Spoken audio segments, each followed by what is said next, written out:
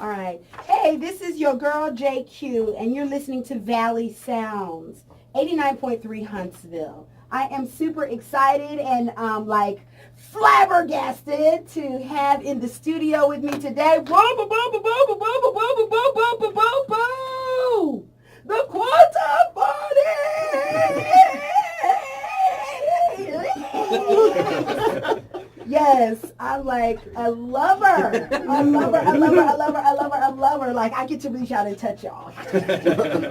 Yeah. So I'm gonna start with the basic question, and I'm not even sure if everybody knows the answer to this question, but how did your band start, and when?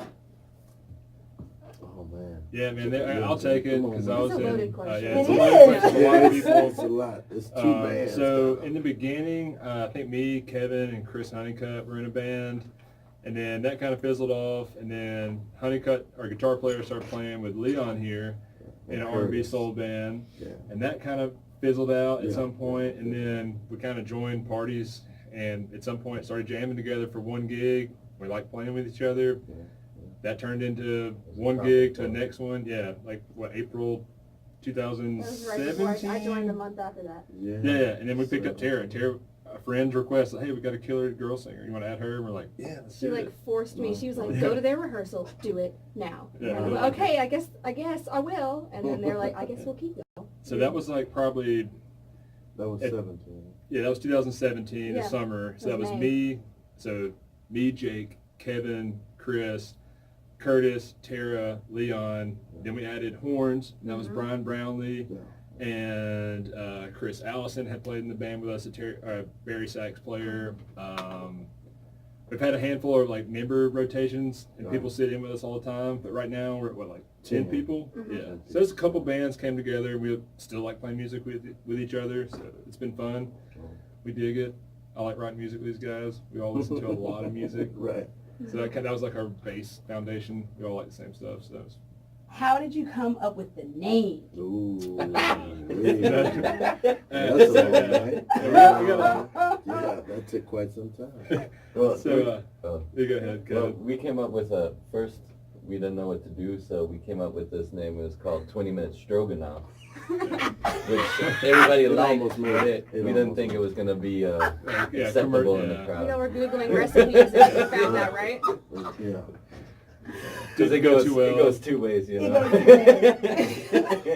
So you guys have 10 official members of the band that are in the band. Yeah. And I've seen you play with several more in the band. What's the biggest challenge with 10 members in the band? Are you always doing gigs with at least the 10? Yes. It was 11 at one point. Yeah, I think we put 12 at Voodoo Lounge. I don't know if you've ever been there before. I have. Yes, box. One of the bigger places, or one of the smaller places we played with the biggest lineup was at Voodoo Lounge. And then I think we've done On the Rocks was also comparable stage size wise. Yeah, that was a small one. What did we do? I think we did Sidetracks. It was like a 4-piece horn section that night. Yeah. And then Funk Fest, we opened up for George Porter Jr. That was with Alex Banks. I don't know if you ever listened to him, local artist, killer saxophone player. He sat in with us. Too. Yeah, and that was a 4-person setup.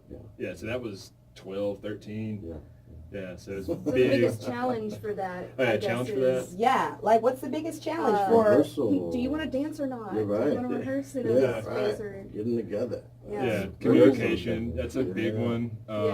We all get along. So that's kind of cool. I didn't mean to do that with a question mark. But yeah, we like each other enough to get around at least 1 or 2 practices a week. So just communication. What do you consider your genre of music?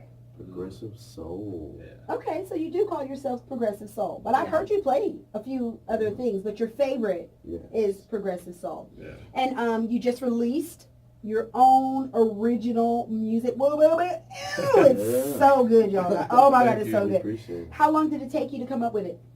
Those are the first 2 that we wrote together. Yeah. That was about that was fall last summer. Yeah. I think Good Time was the first one, and this guy pretty much came up with all of it. Yeah, Leon here. Being at work, bored. Okay. Yeah, that's about it. Probably wrote it about 2 nights, and these guys just picked it up from there, really. Do you guys all play an instrument?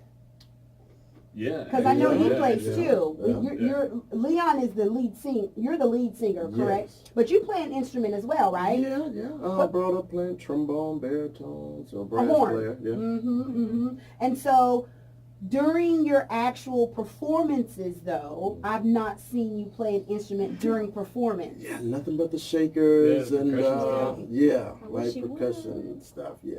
So do you think you're ever going to, pull out the horn and Blow some out, blow some noise? Asking that. Maybe one day. I'm a little rusty right now on the trombone, but yeah, I don't really know what else to say. I don't really.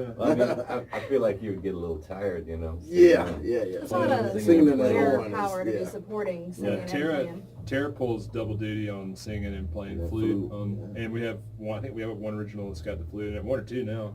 Strange Love for sure. There's some other things that I think there's one we haven't played live yet that may have some flute parts Okay. added to it. Still writing it. When you guys get booked, it seems like, well, let me go back. Do all of you guys do music full time? No. No. So I what is wish. the Yeah, challenge right. of I being wish. getting booked? That's Like the when you goal. get booked, or when somebody wants you to play, do most of you have to take off work, or So like wow? So the only a lot of us have 9 to 5s. A handful of us, like Curtis, Curtis is full-time. Brian, they're full time. Yeah. Music, either Right. teaching music or doing something like that. But I guess we're kind of lucky to have his basing off his Yeah. schedule for his It work. rotates every week. So we get like Back and every other week. That's right. Yeah. Yeah. Every other week we'll have a chance to open up and book. So it's Right. not like we don't oversaturate playing here.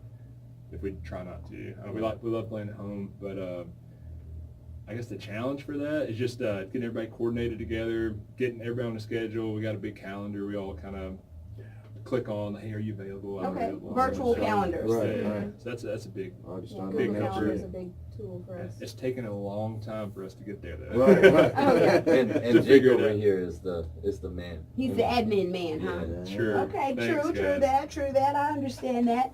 What is your creative process when you all get together? I'm sure it maybe happens at rehearsal, or maybe it doesn't happen at rehearsal. I know some other bands that I've talked to, they have one person that is generally the person that's usually always introducing or writing music, and then the band members kind of just fall into place with their prescribed area of music. And that's really the same for us. I mean, I come up with a lot of the lyrics for the originals, even some of the bass lines and percussion sections, but like I said, I let these guys hear it, and they just quick about snapping to and then catching on. So Especially when it Yeah. comes to, I guess, the last 2 originals. Yeah, that's the all. last It two, was yeah. all. Hey, Leon had these ideas, and said, hey, I'll make Yeah, it happen, That's how and we made Strange it Love in happen. Hollywood or not Yeah. Strange Love, sorry, Good Time in Hollywood Yeah. and And some other ones, like I know Tara's written some lyrics for Strange Love. Grapefruit and Strange Love, me and Yeah, Shaturia. yeah, Shatira Lightborn. She has another. She was our second background vocalist. But She Okay. had to leave because of Some visas and Mhm. school and stuff like that.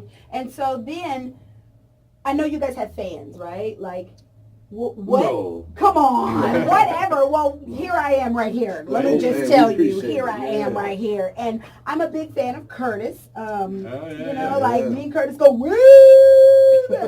Actually, that's how I found out about you guys, is through Curtis. He invited me to come out to a gig he was Yeah. playing, and I was like, wait, you are just now introducing me to these whole groups of people? What's wrong with you, bro? Yeah. And so, how do you guys handle fans? Like, because in Huntsville, you guys have some massive fans. When I say fans, like, I know they've got to be reaching out to you, always wanting you to do stuff, always trying to connect with you, always, trying to find out where you're gigging and what you're doing. What is your biggest challenge when it comes to handling your fans?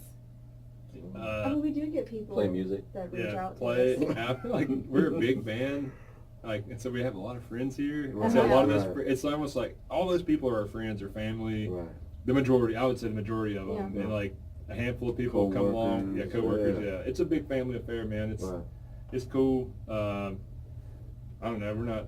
We'll say hey to you. We're not anything like shy away from Yeah. fans. Yeah. or I anything don't think there's that. like really a challenge Yeah. associated with that. It's just like come on, like come be friends. Yeah, you drink a beer, I'm drinking a beer, it's hanging out, it's a good time, you know. You guys really are a big band that is very different from most big bands, and that's again because I don't know if it's because you guys have come all from different bands and collectively come together, but the one thing I do want to ask you guys is, how do you handle rehearsals? Do you have a place that you practice in all the time, the same place? Oh, see, that's a blessing. Yeah. How did that come about? Me and Chris Honeycutt live in a house that has a pretty big living room, and it holds all of us. We had a house before, and that's where we all kind of started jamming, and it made it happen to where we could book gigs and rehearse and not have to go find a place. We had a central location downtown. We're still semi in downtown. Kevin brings over his PA system over there, so we have all the guitars, all the instruments, so we can all just easily have it set up before practice, so it's not too big of a deal to get us all wrangled up for a rehearsal once a week, every other week. You know, that makes a lot of sense, because when people get to see you guys perform live, you can really tell that you rehearse in a space, first of all, that is, when I say homely, like, but it's friendly. Yeah. And you can really tell that just based on your interaction. It's not a rehearsed interaction that you guys have with each other. Also, have you ever had to do a gig where all 10 of you guys could not be there? I don't think we've ever booked a gig missing a member. I think Brian came late one time and came in on the second set.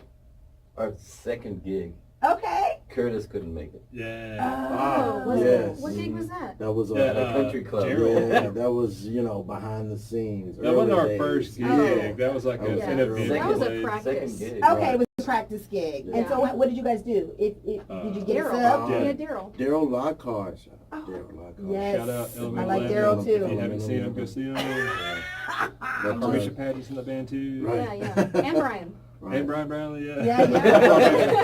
right. So do you guys have a manager or a PR, or is it all, you guys do everything? Me and Jake do all the Everything's in social media stuff, Yeah. and he does all the booking basically. So we all do this, I don't know, we all together and we have a big group chat. Yeah. And just I've been the one that's kind of just like sending emails out or touching base with somebody. Right. This Asking is a a man. The main guy. Asking a friend if we can secretary, play at yeah. a bar.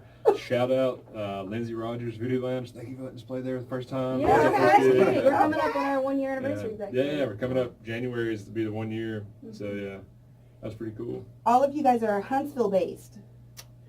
Yeah. Madison, Huntsville. The area. Yeah, Pretty much in the area. Have you guys grown up and lived here, or are you inbred? Oh. Inbred. Okay. Yeah. Take that back. We actually have two. Wait. One from Not Mobile, You're- Okay. Alicia Paget, Okay. and Jen Brown is from Chicago. Kevin's from Germany. Yeah. Oh, And cool. Me Yeah. too, Ron. And he's in the room. It's sad. I apologize, Kevin. How do you guys determine when it comes to creating your music? Is like each piece of the music written by the person who's got the instrument, or does one person write and create the entire piece of music? How does the creation project for the music really work? I think it's a go ahead and take this one. Yeah, I mean, so far, I mean, when it comes to my style of writing, I mean, my cell phone's always right there, a tablet, so I may jot down some lyrics, and then I record something on my phone. Hey, let's get a little boom baps and things here, and yeah, that's pretty much it. I mean, I relay it to Jake and Honeycutt for the most part, and like I said, they kind of see my vision half the time. So, especially since we listen to a lot of the same music. So I think that's what really helps us out. And what is your favorite music to do covers for? Ooh. That's So that's a weird. loaded question. Yeah, we all listen to a reason why I love these guys so much. We listen to a lot of music, and it is widespread. Everything. Like, if it's cool, I'll give it to Leon. He'll listen to it, and I'll listen to it. I know a lot of the '60s, '70s stuff was what really. If you go see our sets, that is Right. '70s, '60s soul, funk, Parliament. Funkadelic, that's a Right. huge one. Curtis Mayfield's a huge one. We Isaac almost Hayes. pay homage to Curtis Mayfield in Hollywood if you listen Yeah, to that. yeah, Like, right. that is like All right, somebody will catch on. Yeah. Somebody will catch it. Slide on the Family Stone's a huge one. Yeah. And then, There's some newer then we stuff still sprinkled yeah, in we there. bring a lot of new Yeah. stuff too. Like I know the first gig we played, we were playing a lot of covers, just that we could fill the time slot, and a lot of those covers were newer songs and or super deep cuts. And somebody's like, "Hey, is that original?" I was like, "No, it's a cover.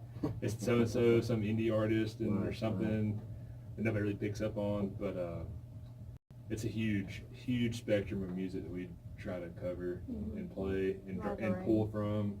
You know. How do you get prepared for a set? Like, are you basing it on the venue you're going to be playing in, or what's your preparation process? I think the venue matters, but it's not like 90% of it. It's just kind of like, you can kind of tell who's going to be there depending on where we're playing, but the same people kind of follow us from place to place. So I don't know, what would y'all say? I mean, really, ooh, oh man, just. Well, Go ahead, Kevin. well, I mean, most of the time before a gig, like we'll like Jake or Chris, both Chris's, they'll give like a little playlist of like if we wanted to try new songs, we might add like 2 or 3, but then after like a practice before the gig, we'll basically figure out which songs we're gonna play for the gig. I guess so we don't overplay Just too to get many of them. and to be comfortable with the songs that we play there. Right. Yeah. Now, if we have extra time, sometimes we'll throw in like an old one or something. Some we haven't played in a while. Yeah. I see we have our lovely sax player here. Come on in, bro. You're right. Come on in.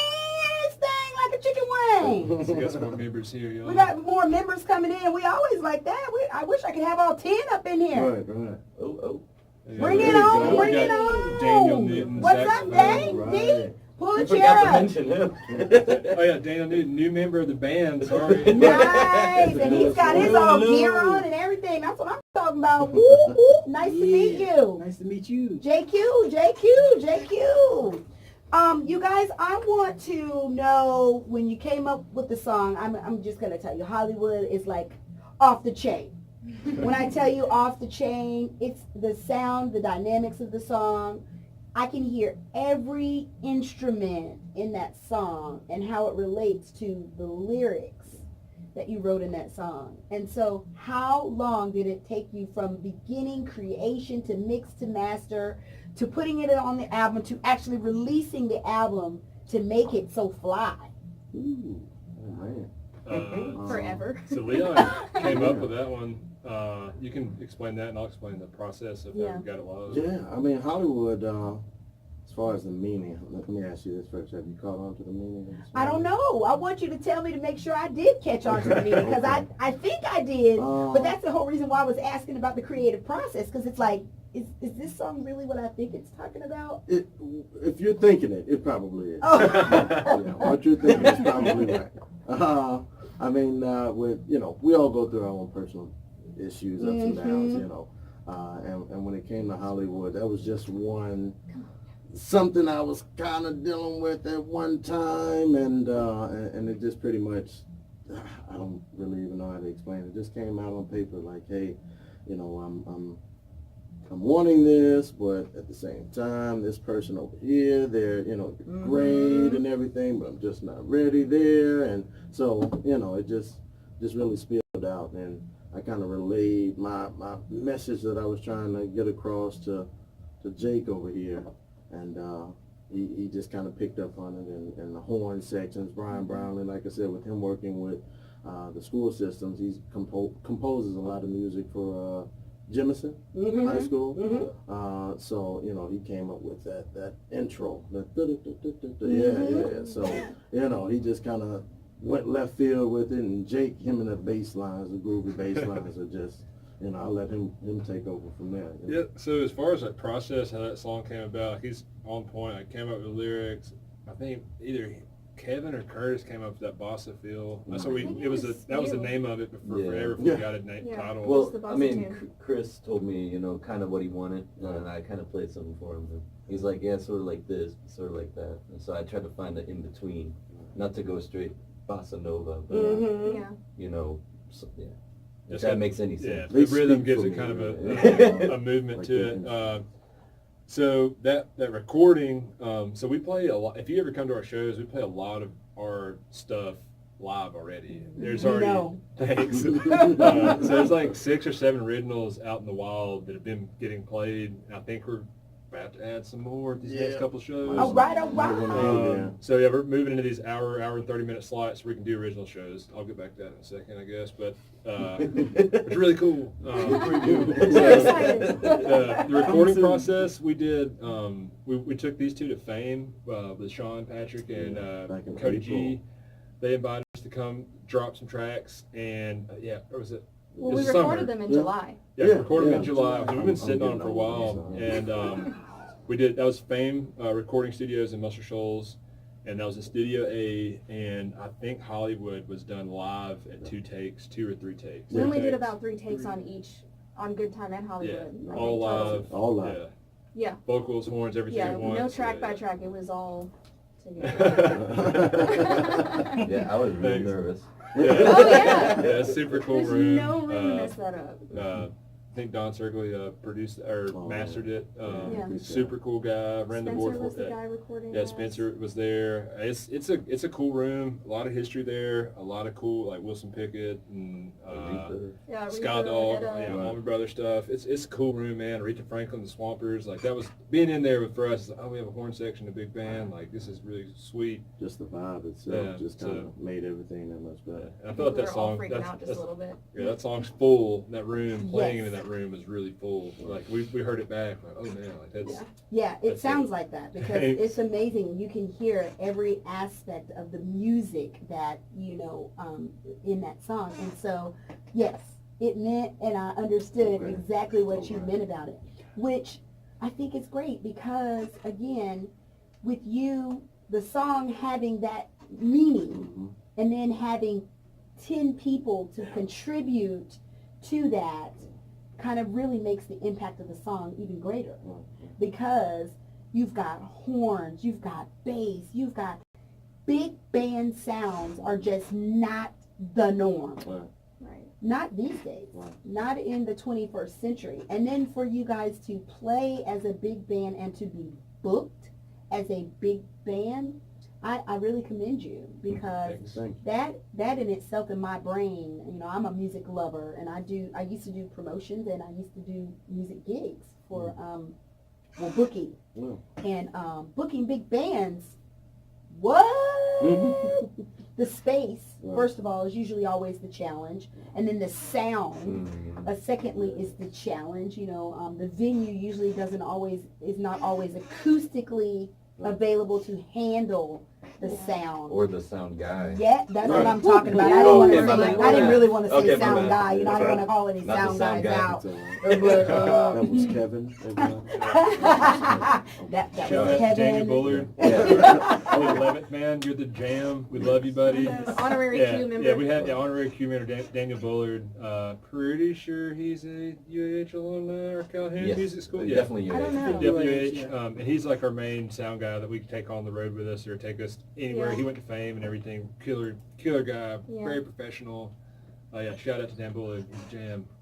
He is cool. He's cool. Well, I do want to ask you guys, what is next on the horizon for the Quantaphonics? What's next? Have we even talked about that? But, Do we know? Next year is just kind of really just starting for us. Okay. So I know we have, I won't say too much, but our first gig next year is in Nashville. All right. So I'll at least say that much. Yeah, I love it that our local musicians and people that are based out of Huntsville are taking our music outside of the box. Because we get plenty of it here, but I would love to know that our music that's created, performed, and cultured here in Huntsville is also being spread to the world outside of just the Huntsville culture. So congratulations on growth for sure, and I'm looking forward to a lot more of your music.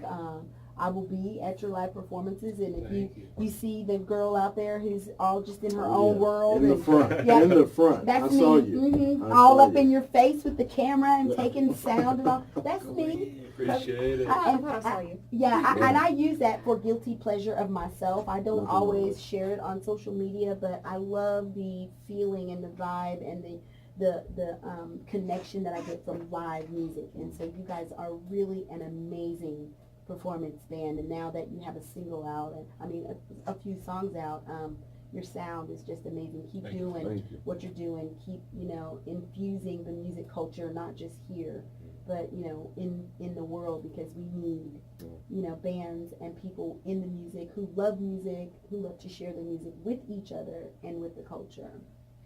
What would you leave for our listeners, for people that are, who are trying to get into music and are in a band?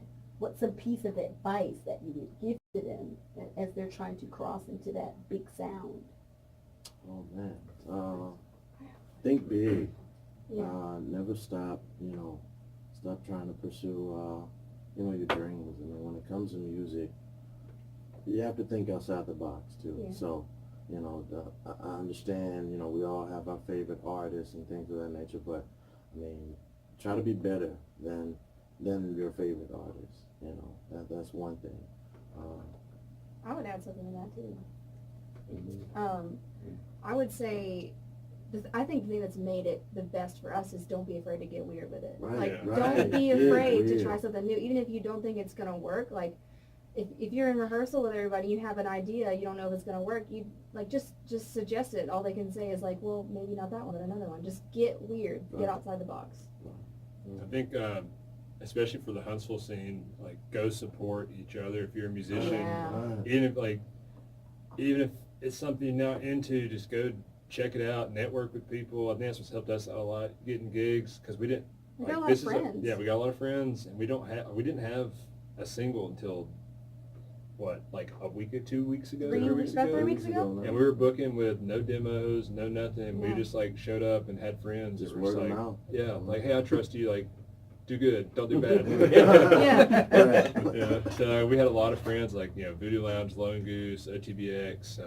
There's a lot of people that went on a limb. They're like, hey, we Yeah. heard you guys are pretty good Winefest, we live. got that completely Yeah. off of a Yeah. referral. Yeah. Never heard us before ever. Yeah, you guys were the bomb at one. Thanks, Oh man, thanks. thank you. I was up in that thing.